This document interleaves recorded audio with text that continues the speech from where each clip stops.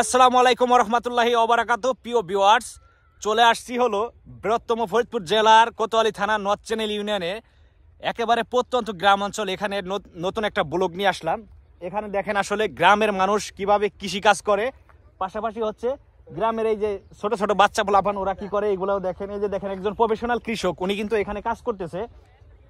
এটা হচ্ছে হাত দিয়ে হচ্ছে এটা কালটাই নিয়ে দিতেছে পেঁয়াজ খেতে, দেখতে পাচ্ছেন। এটা হচ্ছে একেবারে প্রত্যন্ত গ্রাম অঞ্চল, উনি কিন্তু কাজ করতেছে একেবারে প্রফেশনাল একজন কৃষক। কৃষিকাজই যার পেশা। কৃষিকাজ হচ্ছে আমাদের গ্রাম অঞ্চলের মানুষের হচ্ছে রক্তের সাথে মিশে আছে। ঠিক কথা বলছি না? আমরা জন্ম থেকে বড় হয়েছি কৃষিকাজ দেখতে দেখতে না। ইনশাল্লাহ কৃষিকাজের বিষয়ে কথা বলবো এখন। আমি হচ্ছে ফরিদপুর থেকে ভিডিও করে থাকি, আপনারা অনেকেই আমার ভিডিও দেখেন। বৃহত্তম ফরিদপুর জেলার কোতোয়ালি থানার নর্থ চ্যানেল ইউনিয়নে হচ্ছে আমার বাসা, এখানে আমি থাকি। তো ইউটিউবে হচ্ছে কৃষিকাজের যে ভিডিওগুলো দিয়ে থাকি, দেখেন আমার দুই সাইডেই কিন্তু কৃষি আবাদ হয়েছে। বাম সাইডে হচ্ছে রসুন ক্ষেত, ডাইন সাইডে হচ্ছে পেঁয়াজ খাত, আর পিছনে হচ্ছে ভুট্টা ক্ষেত। এই যে দেখেন, দেখতে পাচ্ছেন, এটা হচ্ছে কৃষিকাজ। প্রচুর পরিমাণে কৃষি আবাদ হয় আমাদের এলাকায়, প্রচুর পরিমাণে কৃষি আবাদ হয়।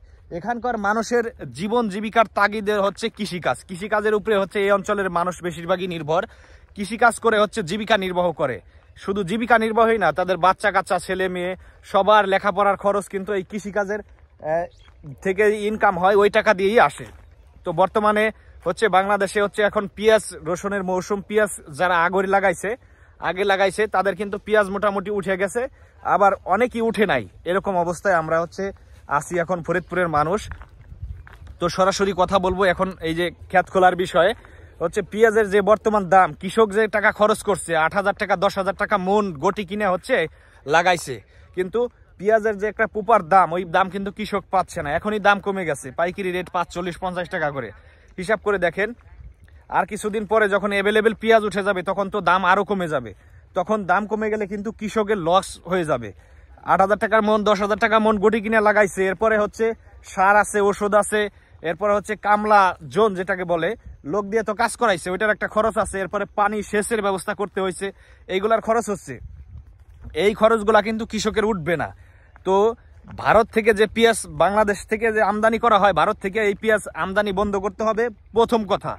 দ্বিতীয় কথা হলো কৃষক যাতে ন্যায্য মূল্য পায়, এই জন্য হচ্ছে এই যে ভোক্তা অধিকার আইন যেটা আছে না, জায়গায় জায়গায় ম্যাজিস্ট্রেট বসে, এটা হচ্ছে ম্যাজিস্ট্রেট বসানোর দরকার ছিল যখন গুটি উঠছে, তখন বসানোর দরকার ছিল, যাতে গুটির দামটা নিয়ন্ত্রণ করে। কৃষক যদি স্বল্প মূল্যে যদি গুটি কিনতে পারে, তাহলে স্বল্প মূল্যে পেঁয়াজ বিক্রি করতে সমস্যা নাই। খরচ কম হইলে কম দামে বেচলে সমস্যা নাই, তাও কৃষকদের লাভ থাকবে। আর হচ্ছে কৃষক যদি লোকসানে কিনে, মানে অনেক টাকা ব্যয়বহুল খরচ দিয়ে কিনে, তখন কৃষকের যখন বিক্রি হবে হাটে বাজারে পেঁয়াজ রসুন, তখন যদি কৃষক কম দাম পায়, তখন কিন্তু আপনার কৃষক লসে পড়ে যাবে। আর কৃষক লসে পড়ে গেলে হচ্ছে ফসল ফলানো থেকে ওরা হচ্ছে আগ্রহ থেকে দূরে সরে যাবে, ওদের আগ্রহ থাকবে না।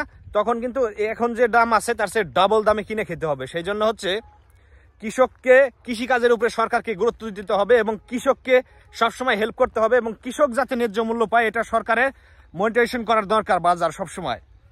তো আমাদের দেশের কৃষিকাজের আগ্রহ কিভাবে বাড়বে দেখেন, বাংলাদেশের জনসংখ্যা কিন্তু প্রচুর পরিমাণে বাড়তেছে, কিন্তু কৃষি জায়গা জমি এটা কিন্তু আর বাড়তেছে না, কারণ জায়গা যা আছে ওইটাই রয়েছে, কিন্তু মানুষ জনসংখ্যা বাড়তেছে, এই জন্য জায়গা দিন দিন কমে যাচ্ছে, কৃষি আবাদি জমি, আর হচ্ছে মানুষ দিন দিন বাড়ছে। তো সেই জন্য হচ্ছে কৃষিকাজের উপরে সরকার যদি গুরুত্ব দেয়, তাহলে হচ্ছে আমাদের কৃষকরা ভালো থাকবে এবং ফসল ফলাবে। কৃষক বাঁচলে বাঁচবে দেশ, বাঁচবো আমরা সবাই। সবাই ভালো থাকবেন। কৃষিকাজের ভিডিও পেতে মাসুদ হাসান ইউটিউব চ্যানেলটি সাবস্ক্রাইব করে পাশে থাকবেন ইনশাল্লাহ।